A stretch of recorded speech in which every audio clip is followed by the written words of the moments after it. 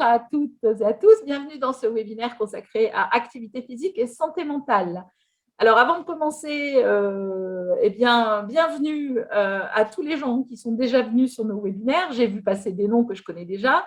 Donc c'est le webinaire de reprise. J'espère que vous avez passé un bel été et que vous serez encore avec nous tous les mois cet automne. Alors, avant de commencer, vous connaissez, pour ceux qui ont déjà fait, vous connaissez la manœuvre. Merci de bien vouloir garder vos micros et vos caméras fermés et d'utiliser le chat pour poser vos questions.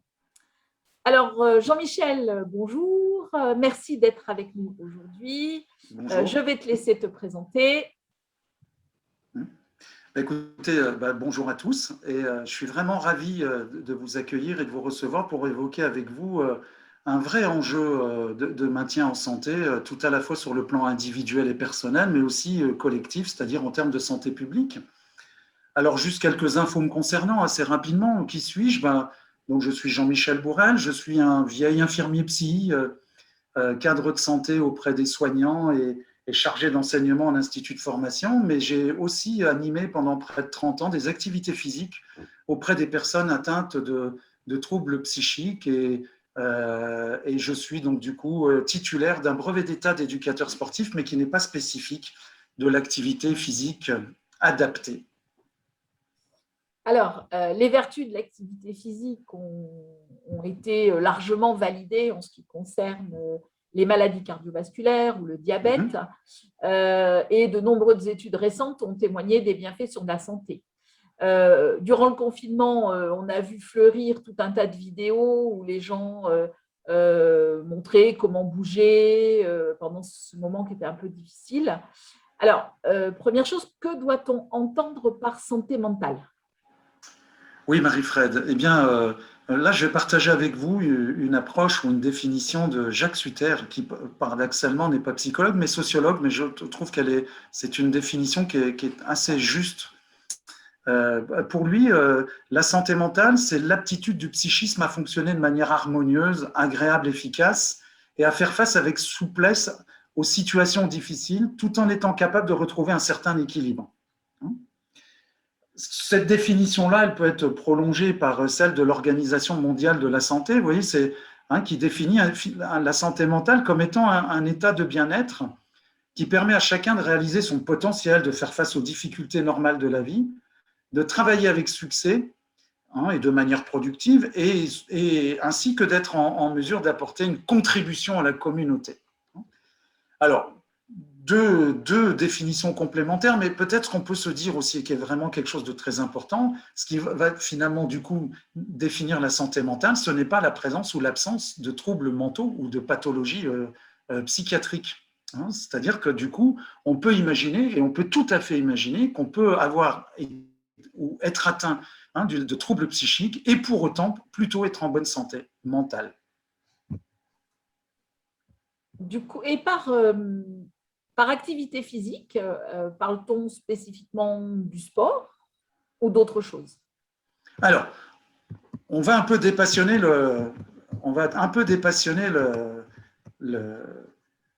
le terme, si je peux m'exprimer ainsi. Vous voyez, moi je vais prendre la définition de l'OMS qui date de 2008 et qui entend par activité physique, vous voyez, tout mouvement produit par les muscles squelettiques responsable d'une augmentation de la dépense énergétique au-dessus de la dépense de repos. Vous voyez, donc ça veut dire aussi que du coup, ça nous ouvre finalement le monde, si je peux m'exprimer ainsi, ou le champ des possibles. L'activité physique n'est pas uniquement ce qu'on pourrait appeler de l'activité sportive, mais va être effectivement tout mouvement produit par des muscles squelettiques. Pour ceux qui le pratiquent, le sport, c'est plutôt un terme polysémique. Mais revenons avec quelques points qui peuvent être importants autour du sport. La première, c'est évidemment une activité physique, de jeu, de lutte, d'effort, dont la pratique est basée sur des règles et sur un entraînement qui est plutôt spécifique. C'est aussi la mise en œuvre d'une ou plusieurs qualités physiques, qu'on pourrait nommer comme l'endurance, la résistance, la force, la coordination, l'adresse, la souplesse. Ce qu'on sait aussi, enfin en tout cas, qu'on évoque souvent autour du sport, c'est une pratique majoritairement orientée vers la compétition, même si on sait qu'il y a de plus en plus d'associations maintenant qui effectivement propose ce qu'on va appeler du sport-loisir, sans forcément axer effectivement la pratique vers la compétition.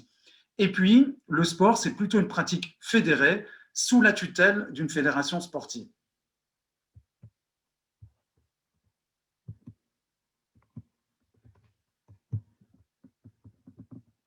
Je suis désolé, j'ai des petits soucis techniques. Oui, mais donc du coup, dans quelles circonstances pratiquer de l'activité physique? Eh bien, l'activité physique, elle peut être réalisée au moins dans 4 conditions différentes. La première, c'est lors des activités professionnelles, c'est-à-dire que rien ne peut nous empêcher, effectivement, dans nos activités professionnelles, de faire de l'activité physique, qui peut être monter et descendre des escaliers, faire un certain nombre d'étirements ou d'assouplissements lorsque, par exemple, on occupe un poste sédentaire, enfin, etc., etc., etc. Autre condition aussi qu'on va pouvoir retrouver, c'est lors des déplacements, travail domicile, l'école, les courses, c'est-à-dire tout ce qui va effectivement nécessiter du mouvement et du déplacement. On va le voir aussi, finalement, l'activité physique, on va pouvoir la rencontrer, si je peux m'exprimer ainsi, dans le cadre de la vie domestique, le ménage, le rangement, je sais pas, le passage de l'aspirateur, par exemple, le lavage des vitres, enfin, etc., etc., etc. Et puis donc, durant les loisirs, ce qui est effectivement autour du sport, mais aussi, on va effectivement considérer l'activité physique dans le cadre du jardinage, du bricolage. Donc, on voit bien, si vous voulez, quand même que vraiment le monde nous est ouvert pour effectivement proposer, ou en tout cas expliciter effectivement à nos patients ou aux personnes qu'on accompagne que l'activité physique, si elle peut être importante, elle peut se pratiquer dans de grands nombres moments de la vie quotidienne. Alors, à quelle fréquence, à quelle intensité et quelle temporalité finalement cette activité physique? Alors, là, on va être modéré, si je peux m'exprimer ainsi dans mes propos, puisque tout va dépendre aussi de la situation spécifique d'une personne et des troubles évidemment qu'elle peut présenter. Mais bon, globalement, on va relever 3 niveaux déjà d'intensité. La première, c'est l'intensité faible, où là, on va retrouver peu ou pas d'essoufflement, peu ou pas de transpiration, et puis petit truc et astuce, l'intensité faible, on doit normalement être capable de pouvoir chanter tout en pratiquant, vous voyez, cette activité-là. Ensuite, on va avoir un deuxième niveau qu'on va nommer intensité modérée, avec un essoufflement modéré, une transpiration modérée, une conversation qui est encore possible. C'est-à-dire qu'on peut échanger effectivement avec des partenaires, avec des collègues et avec d'autres pratiquants. Ensuite, un troisième niveau autour, qu'on va nommer d'intensité plus élevée. Là, on va retrouver un essoufflement marqué, une transpiration abondante et une conversation qui est plus difficile. Là, je souligne vraiment l'importance de ce qu'on viendra après, c'est-à-dire de se dire qu'il faut vraiment, l'activité physique, elle doit vraiment être adaptée en fonction des personnes et à leur niveau. C'est difficile de dire une intensité qui vaudrait effectivement pour toute une catégorie, entre guillemets, de population ou de personnes. Sur l'intensité faible, on peut se donner quelques exemples. Vous voyez, le jardinage, la promenade, s'habiller, déplacer de petits objets, faire sortir son chien, enfin, vous voyez, des choses de cet ordre-là. L'intensité modérée, là, on va être plutôt sur une marche, alors de 4 à 6 km/h, mais là, toujours pareil, ça va dépendre évidemment des personnes, des courses à pied lentes, du vélo aux environs de 15 km/h, et sur l'intensité élevée, on va être plutôt sur des activités comme la course à pied, le cyclisme, le saut de corde, et puis effectivement des activités ou des ateliers qui sont plus cardio-intensives, si je peux m'exprimer ainsi. Mais là, vraiment, j'insiste sur vraiment la nécessité vraiment de personnaliser à un moment donné tout ce qui va être effectivement de la fréquence, de l'intensité et de la temporalité.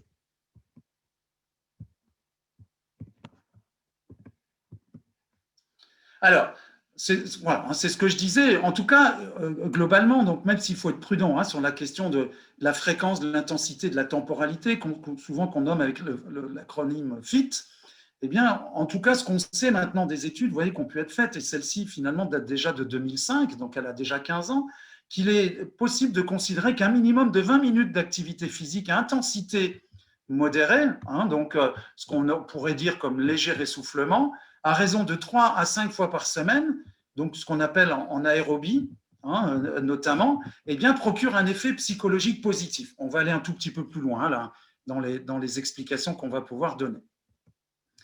Alors, j'ai volontairement écarté les bienfaits de l'activité physique sur le plan somatique, si je peux m'exprimer ainsi, puisque là, nous étions effectivement sur l'activité physique et la santé mentale.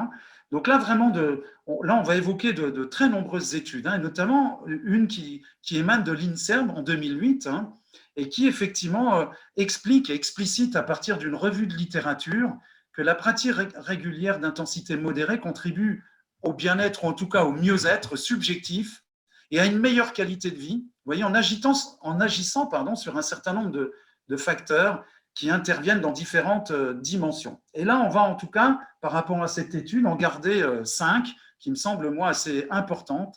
La première, c'est que l'activité physique ou sportive, elle apporte effectivement des expériences affectives et émotionnelles positives, notamment par l'intégration au groupe et au regard positif de l'autre, mais aussi au regard positif de soi. C'est-à-dire l'idée qu'à un moment donné, on ait pu se sentir capable de faire ça, alors qu'on finalement, au départ, on était très sceptique ou qu'on pensait qu'on n'y arriverait pas. Donc là, c'est vraiment quelque chose de très important. Enfin, vous voyez, là, puissant renforçateur émotionnel. Deuxième point important, c'est ce qu'on a pu effectivement maintenant même objectiver, très certainement, c'est la baisse du niveau de stress. Troisième point, c'est la satisfaction par rapport au corps, ou en tout cas son rapport au corps. Voilà, vraiment.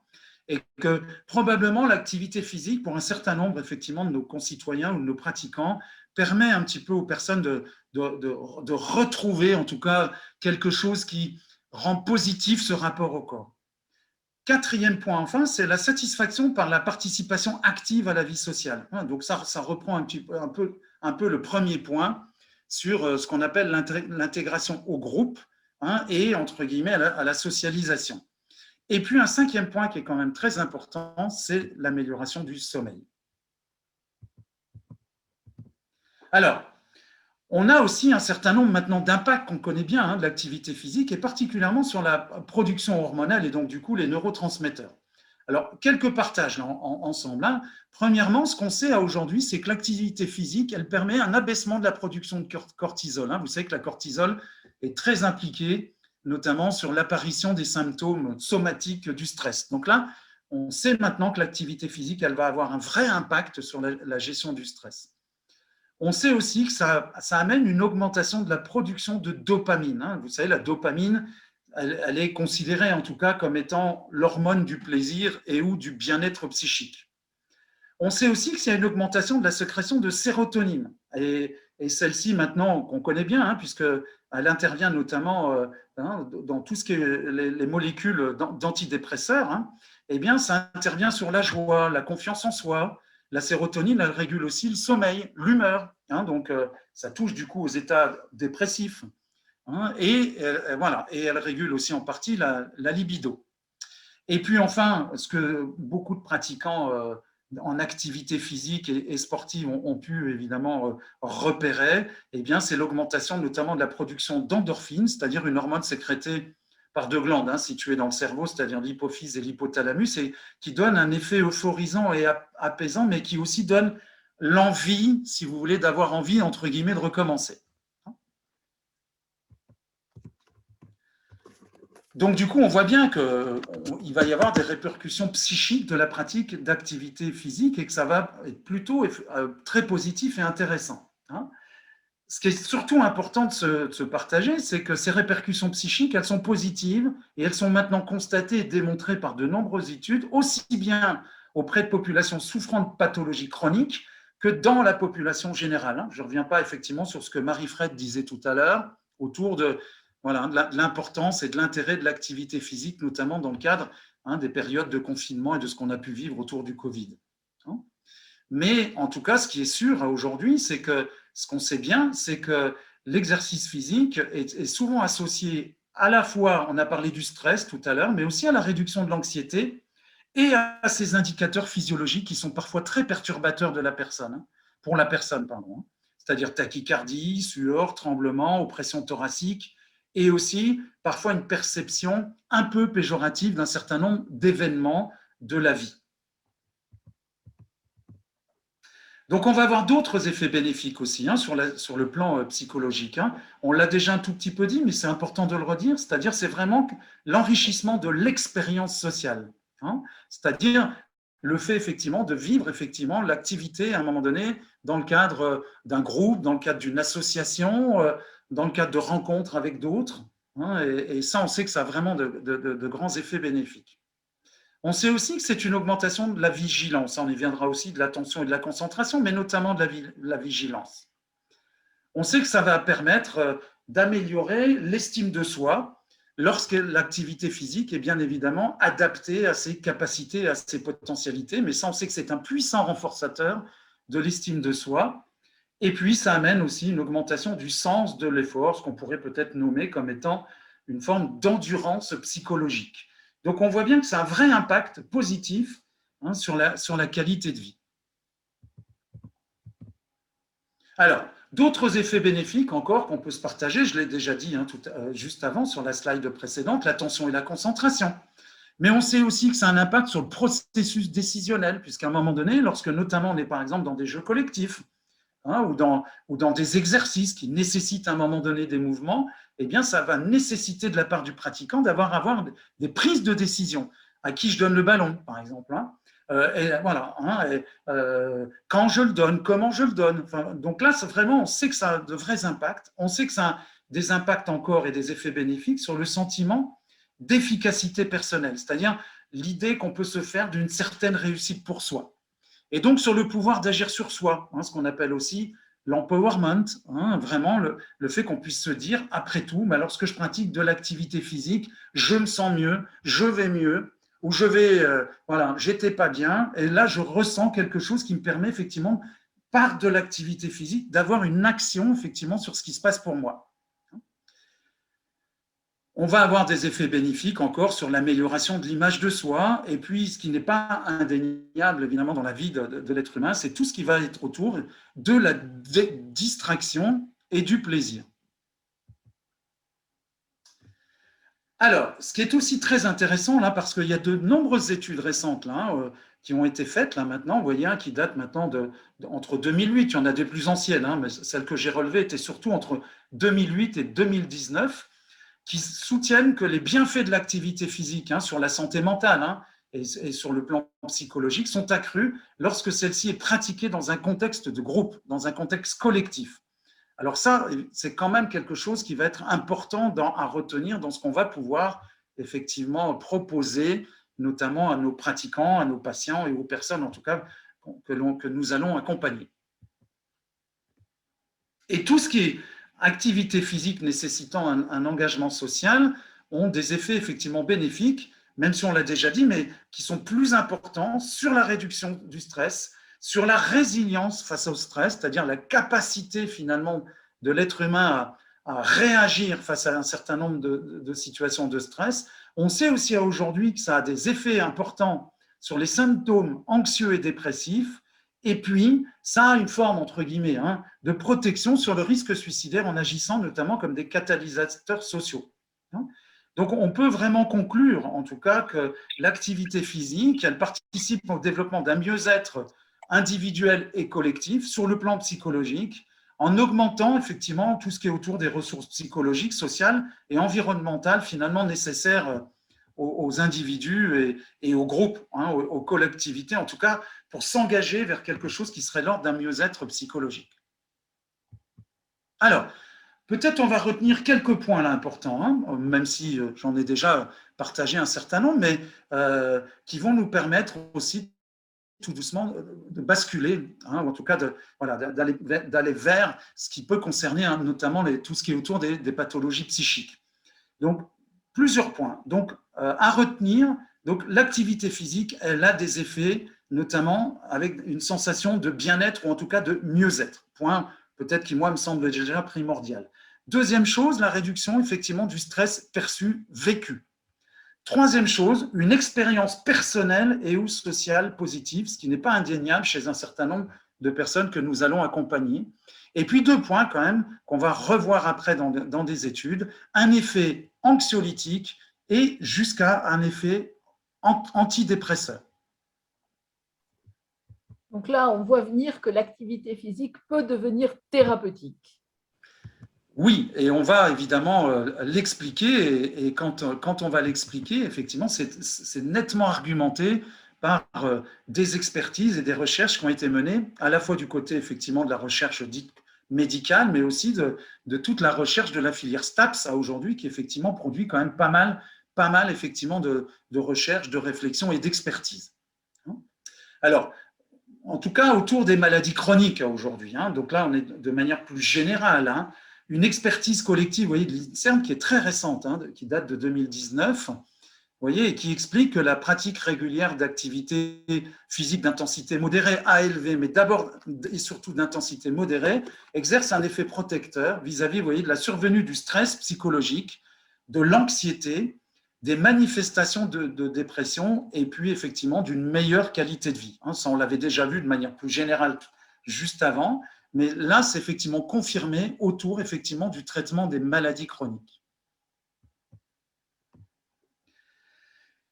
Ce qui est très intéressant surtout, c'est que des bénéfices sur la santé mentale sont observés dès les faibles niveaux de pratique. Ça veut donc dire qu'au-delà de programmes qui seraient comme ça déjà connus, efficaces et qu'on pourrait effectivement mettre en œuvre, eh bien, l'idée, c'est de pouvoir expliciter aux personnes qu'il y a des bénéfices sur la santé mentale dès les premiers mouvements, dès les premiers mouvements et les premiers déplacements. Et donc, comment dire, ce qu'on sait malgré tout, c'est que les activités physiques d'intensité modérée ont un bénéfice plus marqué sur la santé que les exercices de faible intensité.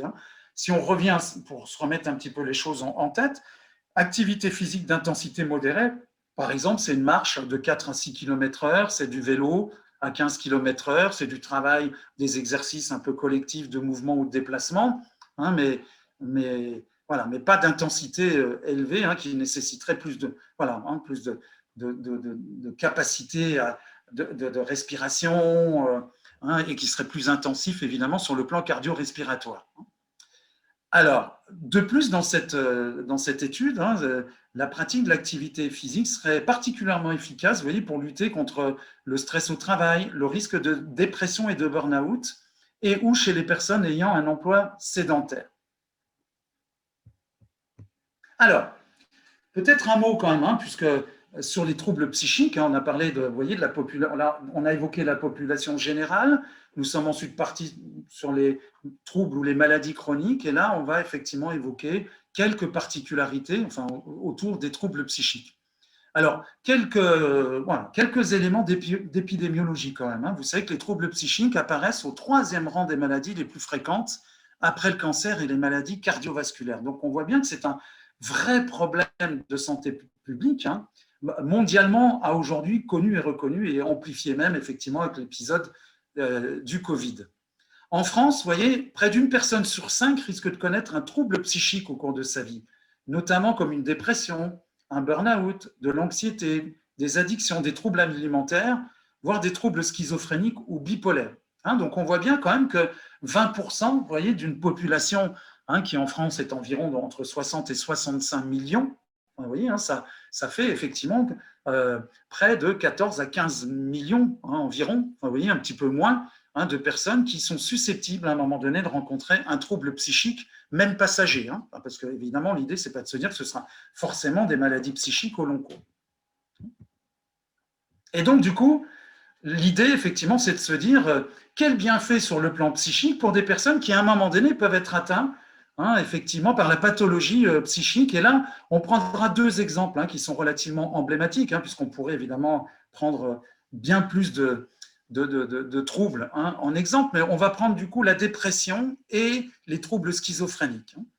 Alors là, vous voyez, une étude qui date de 2007, qui a maintenant 14 ans, nous explique que l'activité physique régulière d'intensité moyenne semble constituer une intervention efficace pour atténuer les symptômes dépressifs chez les sujets aux prises à une dépression clinique plutôt d'intensité faible et modérée.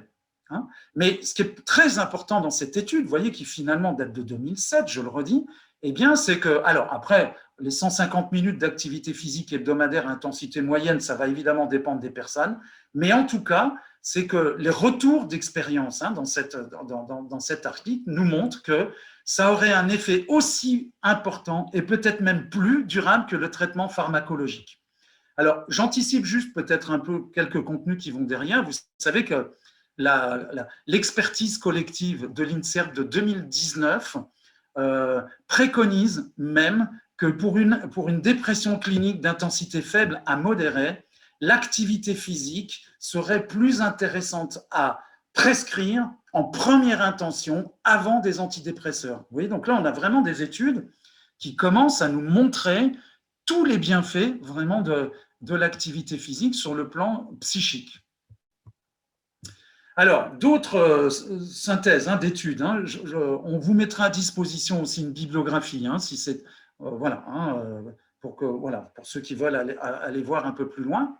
Mais vraiment, l'idée, c'est que plusieurs synthèses ont montré une efficacité de l'activité physique, que ce soit course à pied, marche, d'intensité modérée à intense, mais souvent en groupe.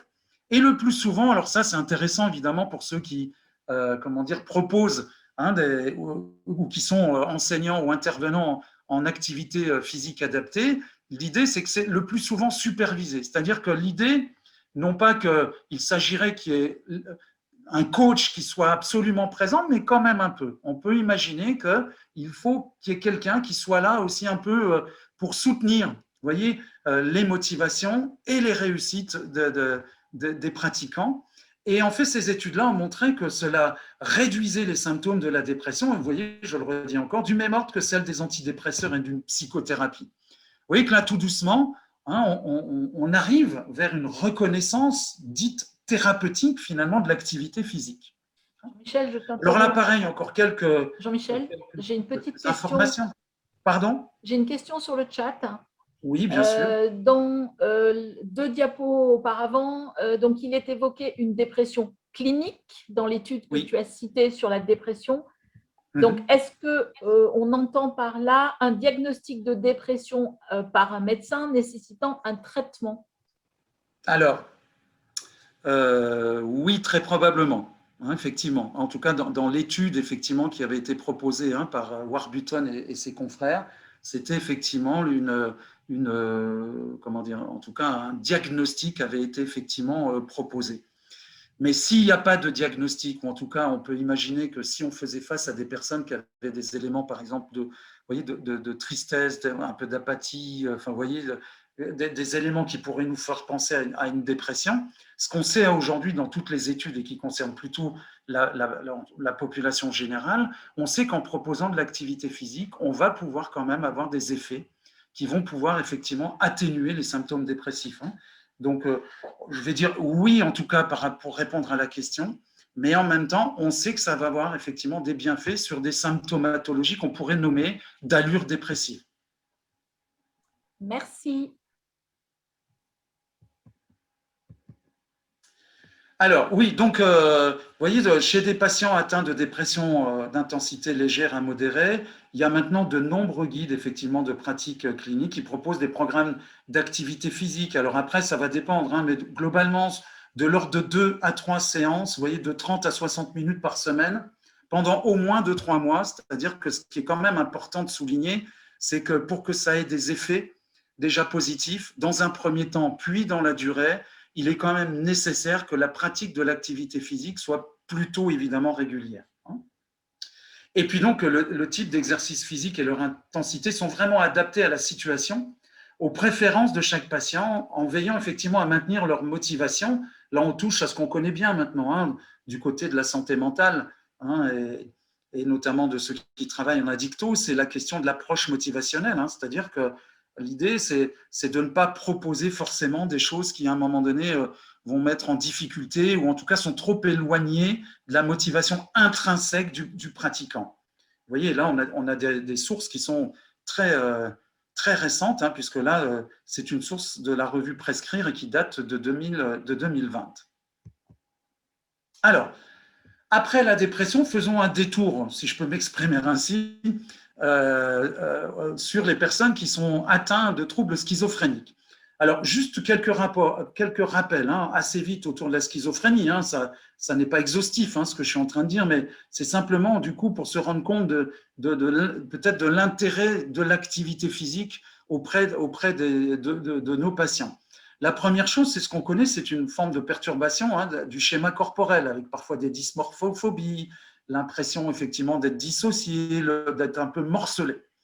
Deuxième point aussi qu'on connaît, qui est une des conséquences des troubles schizophréniques, c'est souvent un rétrécissement du périmètre de vie, avec des difficultés à la gestion du doute, de la prise de décision, parce qu'il y a effectivement des troubles cognitifs qui s'installent, de l'angoisse, de l'isolement social.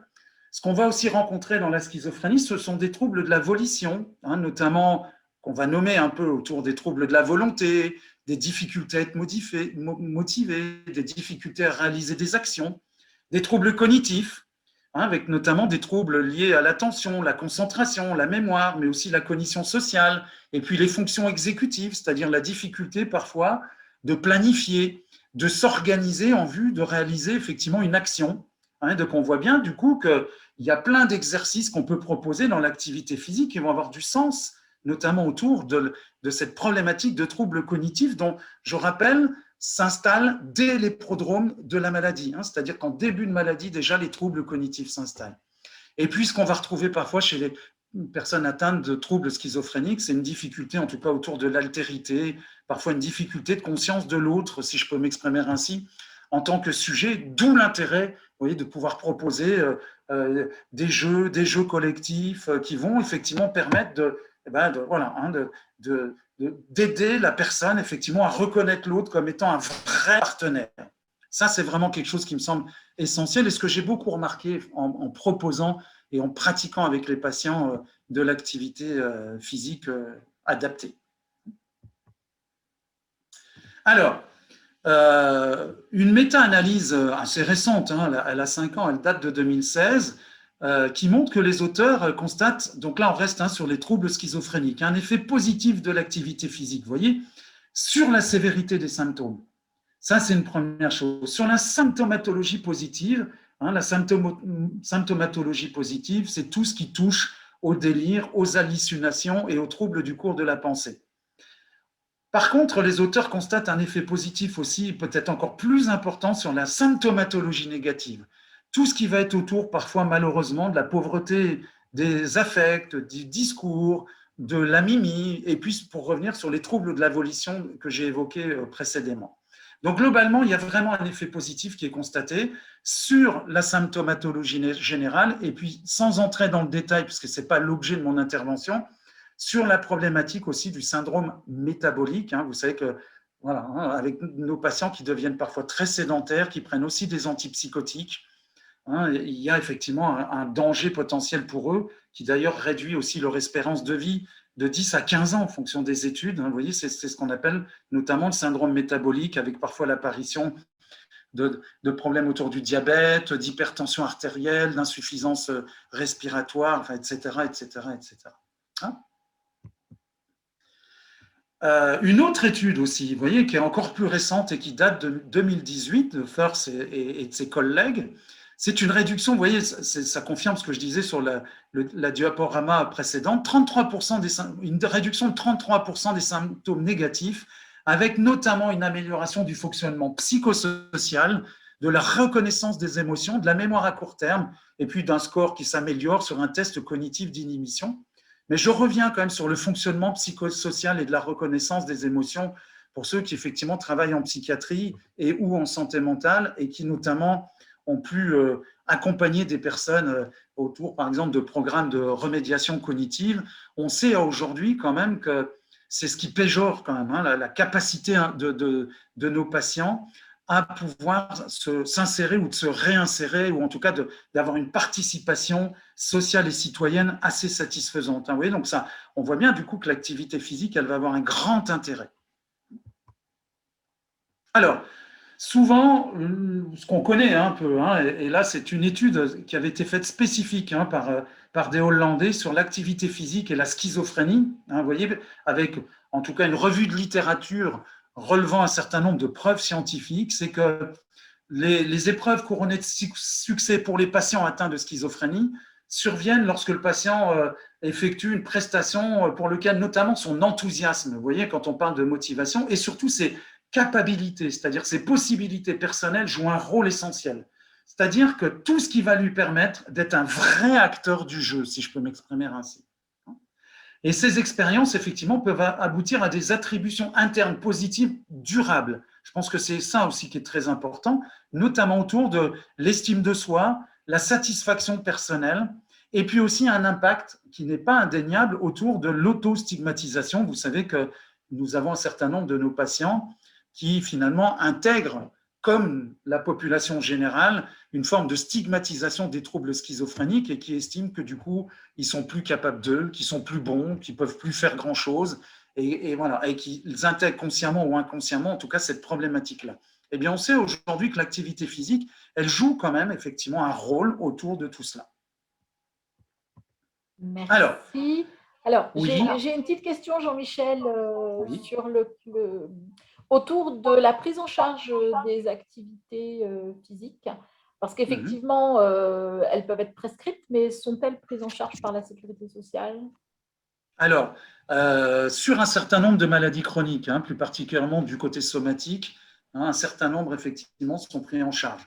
À aujourd'hui, en tout cas, dans le cadre de la santé mentale, c'est assez récent, mais depuis mars 2020, à aujourd'hui, on peut effectivement prescrire des activités physiques à des personnes qui sont atteintes de dépression, mais pour le moment, elles ne sont pas remboursées.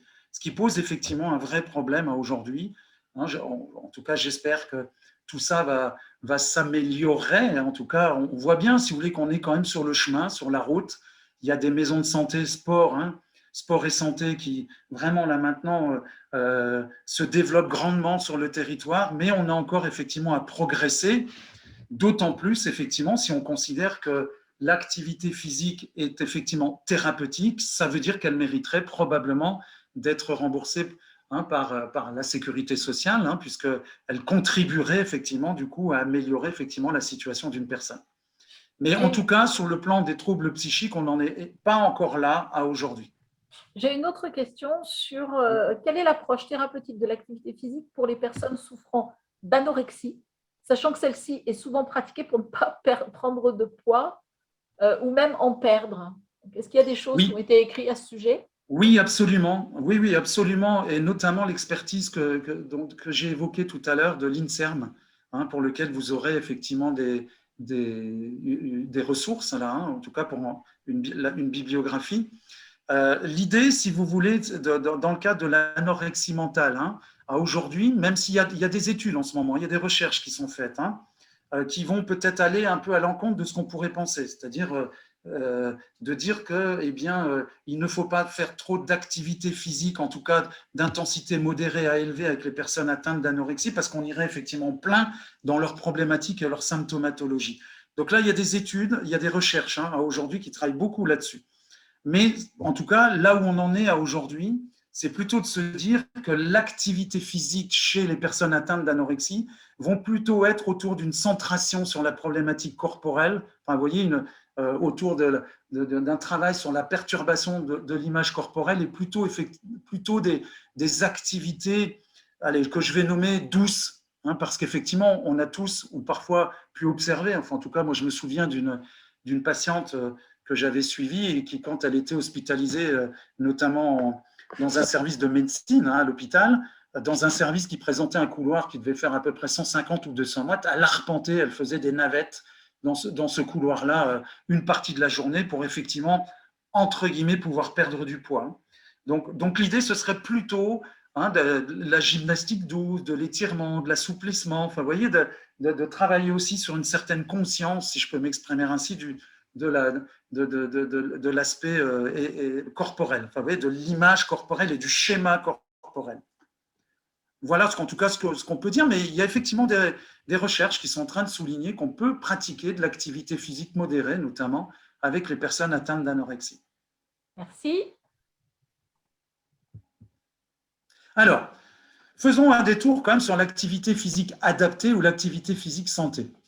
Alors, pour souligner évidemment que on a bien conscience que son encadrement il correspond aussi à des diplômes et à des niveaux de qualification, notamment dans dans la filière STAPS, avec des licences, avec des masters ou un brevet d'État, avec une option effectivement activité physique adaptée. Mais en même temps, vous voyez, on sait qu'il y a de nombreux professionnels de la santé, du médico-soc, voire du social, qui à un moment donné vont proposer de l'activité physique, alors qu'on nommera pas adapté, puisque du coup ça fait référence effectivement plutôt à un diplôme, mais de l'activité physique qu'on pourrait nommer santé. Donc ça, c'est une chose. Ça veut dire aussi qu'évidemment, lorsque notamment on est soignant, on peut tout à fait aussi s'orienter vers ces filières-là pour apporter un plus dans le cadre de ce qu'on va proposer en termes d'activité physique santé. Alors, moi, j'insiste sur le terme d'adapté, certes, vous voyez, mais qui peut aussi parfois faire référence à une pathologie, à des capacités, mais aussi, je crois, personnalisé. Adapté et personnalisé. Vous voyez, j'aurais presque tendance à parler d'APAP. Vous voyez, si on me demandait mon avis, on ne me l'a pas demandé, mais si on me le demandait, je parlerais d'activité physique adaptée, personnalisée à l'histoire de vie, à la motivation, vous voyez, aux besoins et aux ressources de la personne.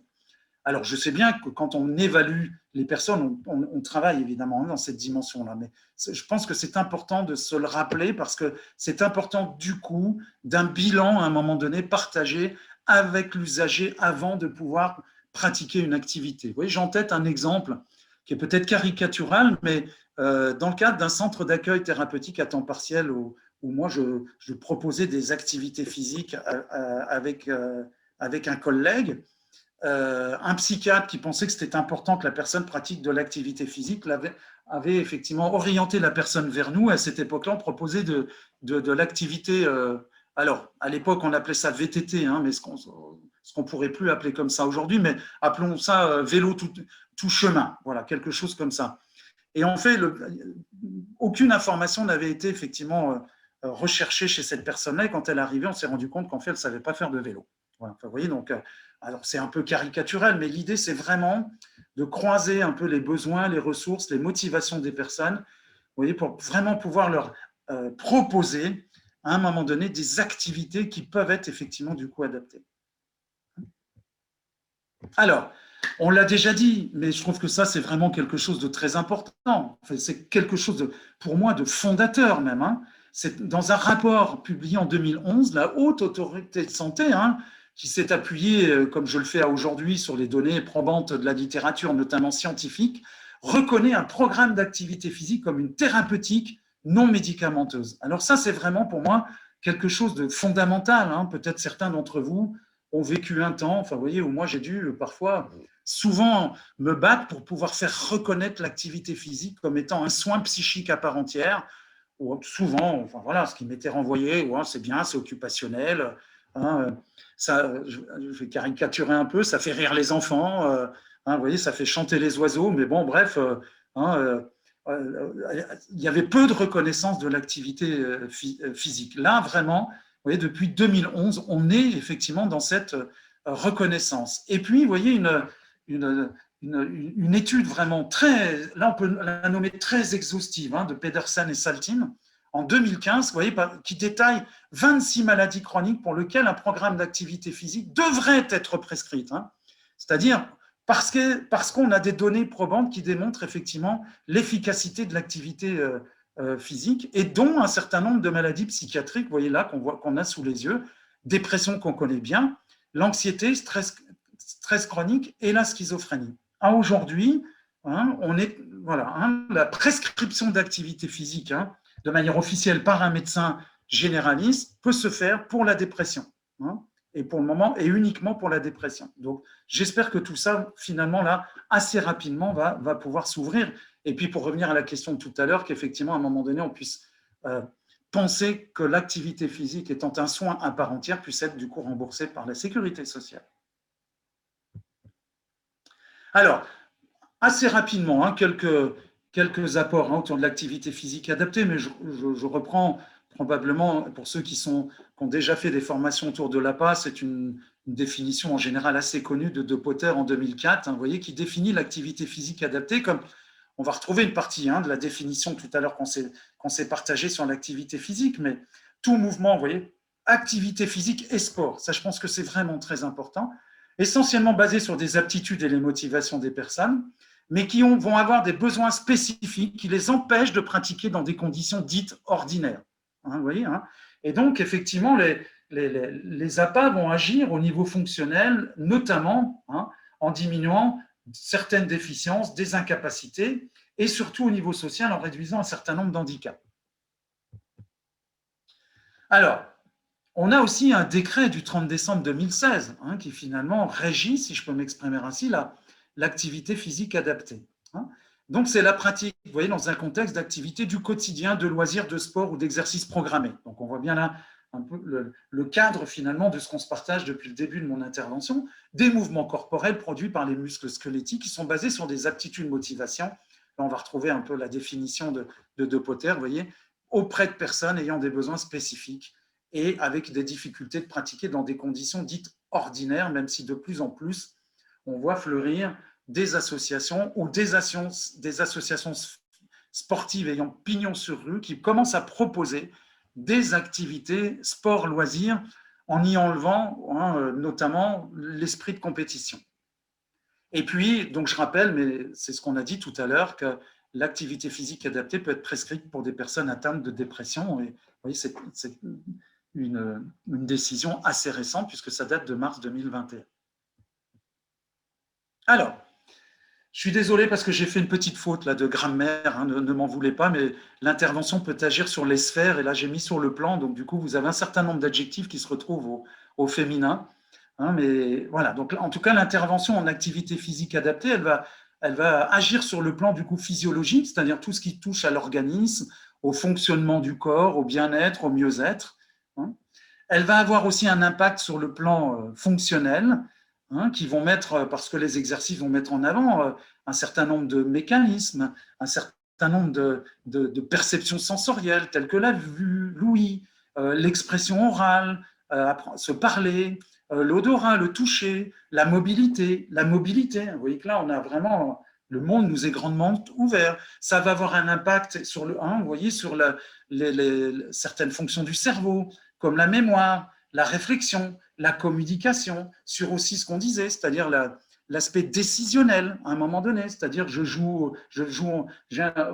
fais un sport collectif ou un jeu collectif, j'ai des adversaires, si je veux qu'on conserve la balle, eh bien, il faut que parfois je me décide vite pour pouvoir la donner, sinon ce sont les adversaires, il faut que je regarde où se placent les adversaires. Enfin, vous voyez, donc là vraiment, on va donc aussi travailler tout ce qui va être de l'ordre de l'organisation, la planification, donc un certain nombre de fonctions exécutives qui sont souvent touchées dans les troubles psychiques.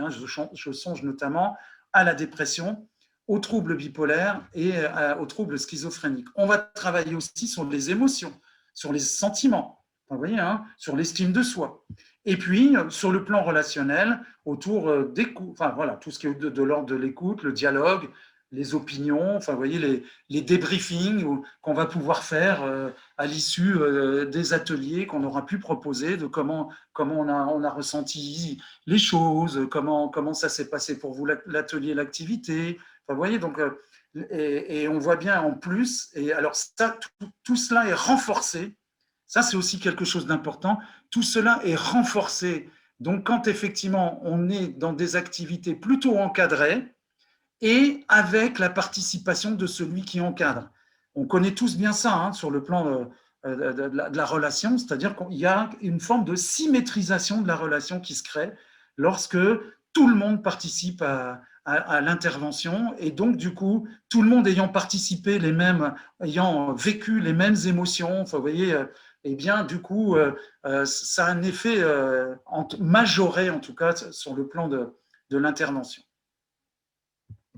Alors, eh bien après, se dire, bah oui, mais ok, Jean-Michel, ouais, mais qu'est-ce qu'on peut proposer? Eh bien, moi, je crois que le champ des possibles, vous voyez, un peu comme ce petit poisson là qui sent bien que son bocal est peut-être un peu trop petit pour lui, et bien qu'il va essayer comme ça de plonger sur le plus grand. Je crois qu'il y a beaucoup de choses qui sont évidemment possibles, que ce soit du domaine de l'activité physique, du sport, de jeux traditionnels, d'approches psychocorporelles. L'idée vraiment qu'on va se partager, ce qui importe, c'est le mouvement dans un processus qui est connu pour nous, qui est à minimal évidemment maîtrisé, puisqu'avant on aura fait quelque chose qui est de l'ordre d'un bilan partagé avec la personne et qu'on saura effectivement ce qu'on peut évidemment lui proposer.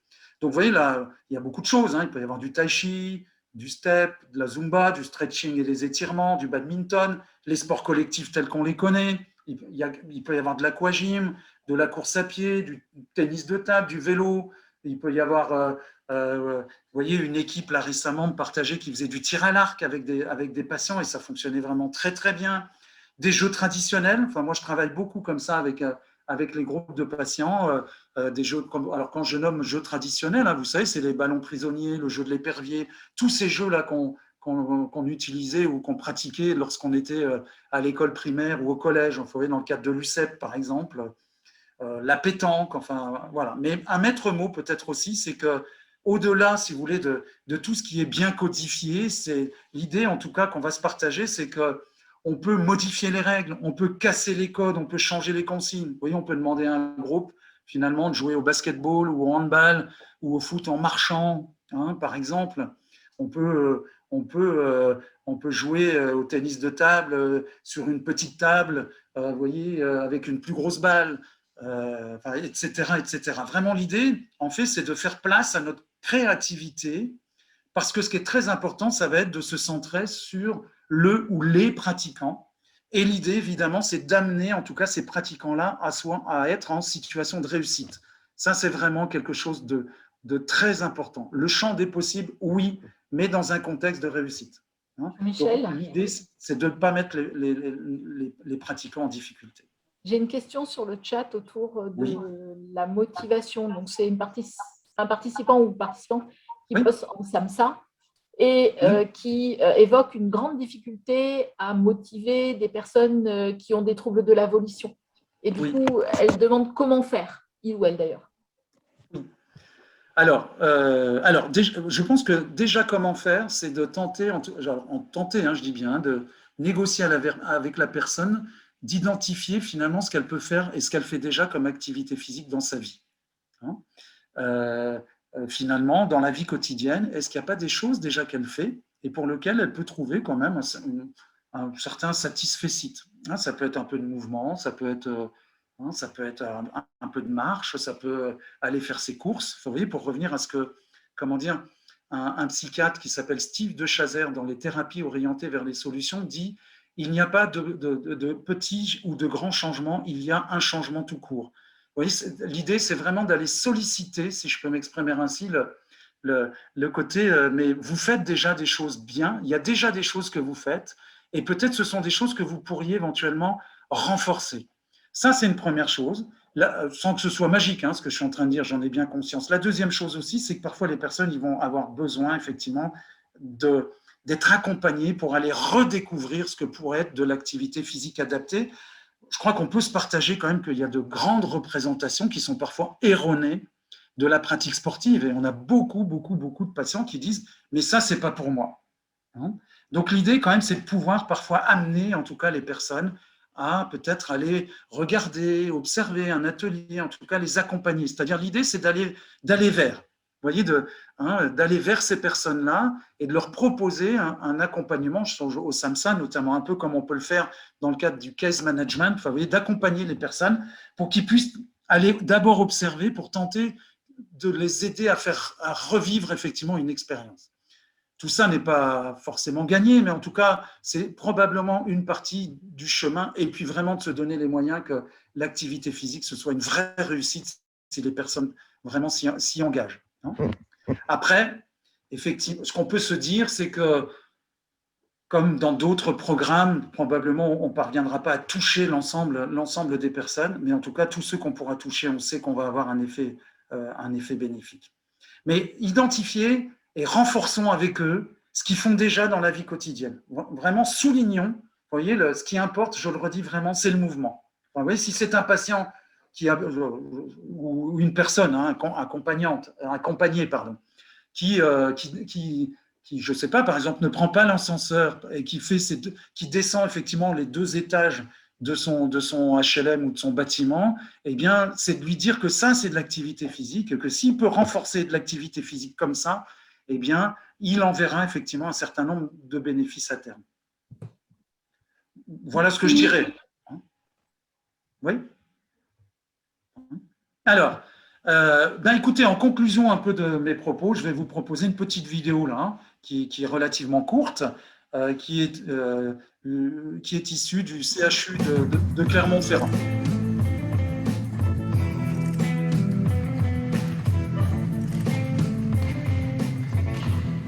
Des études assez récentes mettent en évidence que sur des maladies psychiatriques les plus sévères, comme les troubles de l'humeur, la dépression, les troubles bipolaires ou des schizophrénies, l'activité physique modifie l'activité de certaines zones du cerveau, modifie, on va dire, le flux sanguin de certaines zones du cerveau, notamment une zone qui est très importante dans la régulation des processus de pensée, qui est l'hippocampe. Et ces modifications-là sont observables avec les techniques d'imagerie fonctionnelle. Okay. C'est parti? Allez, c'est parti. Touchez un. Ça m'a permis de m'ouvrir aux autres, surtout ça, parce qu'avec ce genre de maladie, on a tendance à se retrancher un peu sur nous-mêmes. C'est valorisant, quoi. Il y a des moments, j'arrive à me sentir comme tout le monde quand je suis sur un terrain de rugby en train de courir avec mes copains.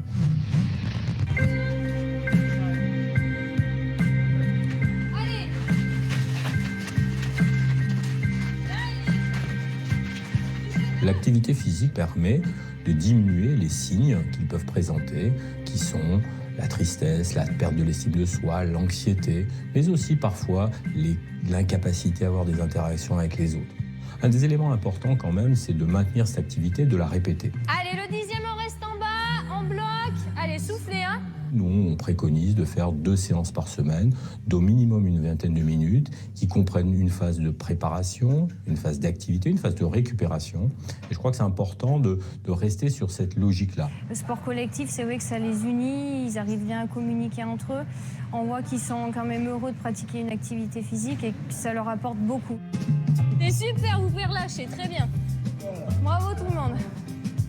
On se détend pendant le sport mentalement, on oublie certaines choses et on arrive à évoluer. On a peut-être, grâce au sport, les idées plus claires.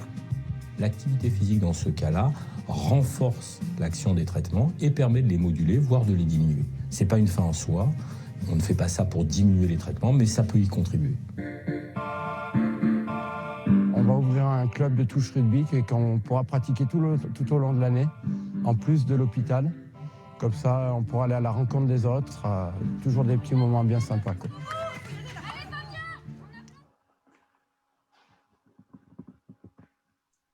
Alors Jean-Michel, Oui. il y a une remarque, plus qu'une question d'ailleurs, mais c'est aussi une question qui fait bien le joint avec la vidéo. C'est comment proposer une continuité thérapeutique une fois sorti de l'institution?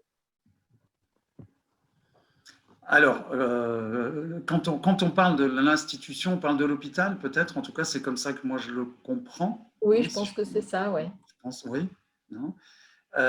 Eh bien, ça va dépendre évidemment des ressources sur le plan local. Et c'est vrai que ça, c'est un peu compliqué parfois.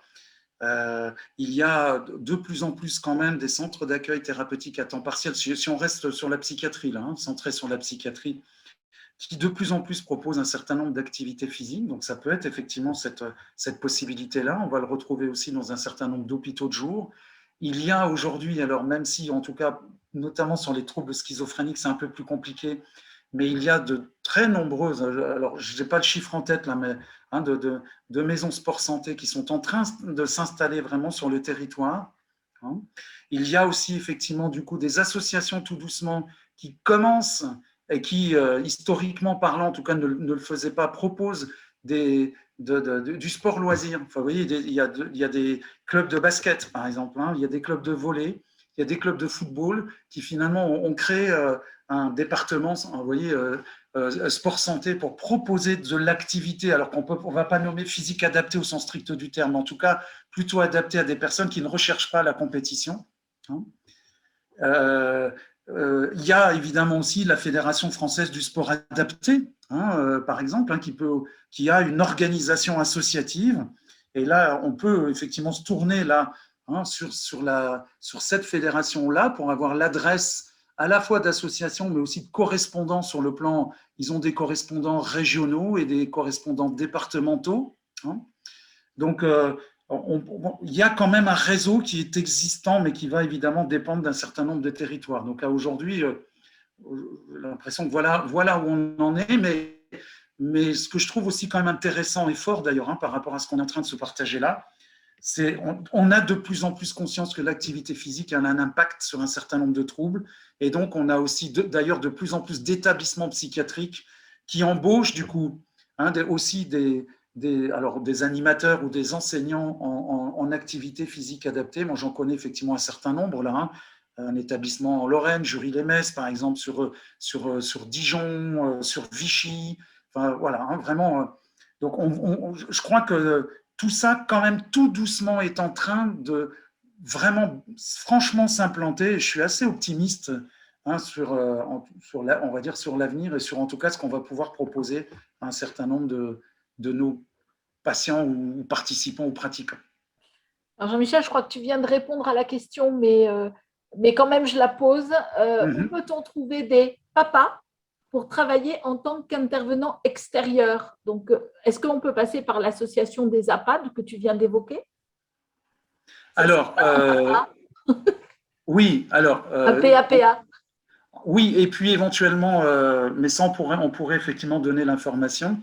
Vous pouvez aussi tout à fait passer par la filière STAPS, parce qu'elle est tout à fait bien organisée là maintenant, notamment avec les personnes qui sont titulaires d'un master en activité physique adaptée.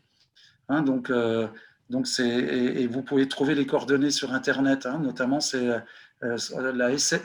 SFR-APA. Voilà, là je pense que vous pourrez trouver effectivement un certain nombre d'informations. Alors, j'ai plus de questions. D'ailleurs, il est 14h06, oui. Donc oui, j'ai vu qu'on débordait un tout petit peu. On déborde un tout petit peu. J'ai plus de questions. Je commence à avoir des remerciements. D'accord. Des gens qui… Donc voilà, donc je pense qu'on va pouvoir clore ce webinaire. Au revoir à tous et à bientôt.